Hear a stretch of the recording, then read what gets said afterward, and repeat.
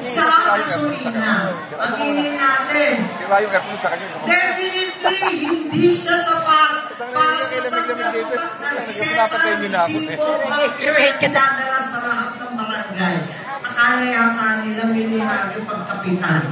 Ayan. Kaya ito, sana magkaroon ng minimum dahil pag hinanggit mo naman, ang nakukuha ng maliliit na barangay, talagang napakaliit. Kung sakasakali, tignan ninyo yung sa Quiapo, ay sa, anong tawag nito, sa Quezon City. Halimbawa, yung malalaking barangay dyan, yung mayayamang barangay sa Makati, ang layo naman. Sana pantay-pantay naman konti. Meron din, isa pang panukala sa iba't iba, pagkat ilan sa inyo rito ang 10 taon na naninimbihan sa barangay. Bilang kagawad, SK, nag-umpisang tanod, marami na rin. Ngunit wala tayong maipangako sa ating pamilya. Responde kayo ng responde, 24/7 naka-duty, larga kung saan-saan. Hindi maiwasan, may ma-aksidente, may magkasakit, may madali pa. Pero walang insurance, walang GSIS, katulad ng ordinaryong empleyado sa munisipyo. Kasi kasuhin natin yan dahil 15 anyos ang requirement ng GSIS, samantalang ang termino na yun 9 years maximum lamang. Tignan natin, kapag nabago na yung term na ito, baguhin rin natin ang mga alituntunin ng GSIS. Marami pa rin tayong dapat baguhin. Iba na ang barangay ngayon, napakadaming requirement, napakadaming papel. Yung ibang sinasabi, katulad ng lupon tagapamayapa. Marami sa Bulacan, parating national awarding sa lupon. Kailangan palawakin ang jurisdiction ng lupon. Huwag naman para mismo yung barangay, may sariling pera naman. Tama po ba? At yan ang para sa barangay po. Andito naman ang ating mga BNS, ang mga mother leaders. Kumusta naman? Happy Women's Month sa lahat ng mga babae. Ayan talaga naman. At alam niyo, ang lingkod-lingap sanayin ng BNS, kayo lang yata may gano'n na organisasyon na meron timbang, may supplemental feeding, may kung ano-anong trabaho ang mga mother leaders. Pero, kung tutungusin, wala namang kayong department, wala namang kayong maliwanag na registration or accreditation. Tama po ba? Samantalang yung BHW, di ba? Kaya yan naman, makakabili kayo. Ang BHW may Magna Carta. Registration and accreditation by DOH. Di ba? Ayun, bakit maliwanag? Samantalang ang BNS, ayan.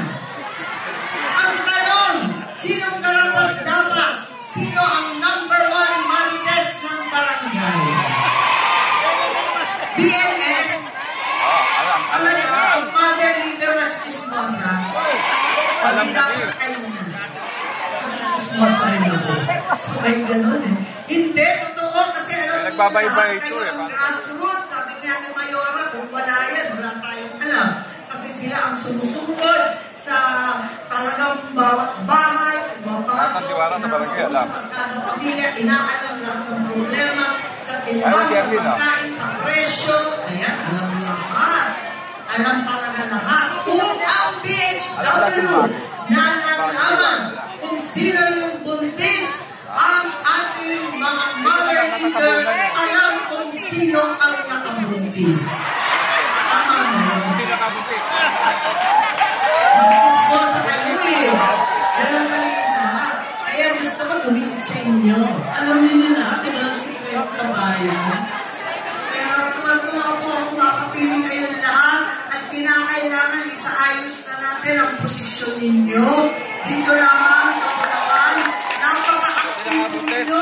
Inaasahan kayo ng ating mga sakriyan, inaasahan kayo ng ating mayor, pero hanggang ngayon, walang pagkilala na posisyon sa nasyon.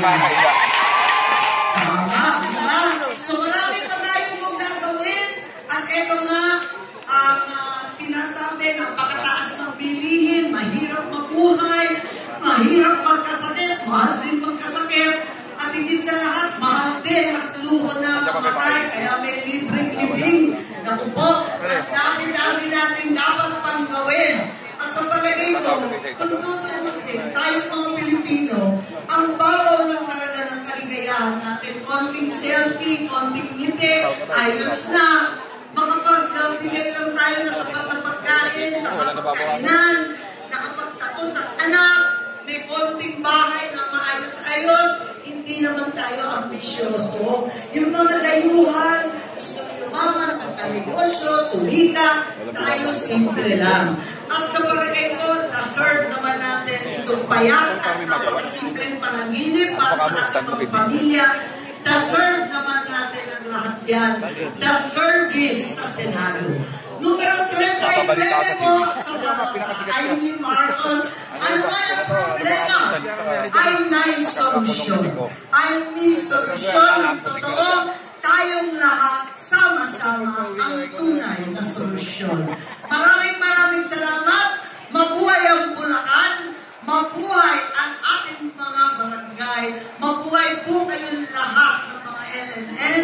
And maraming salamat. Thank you po.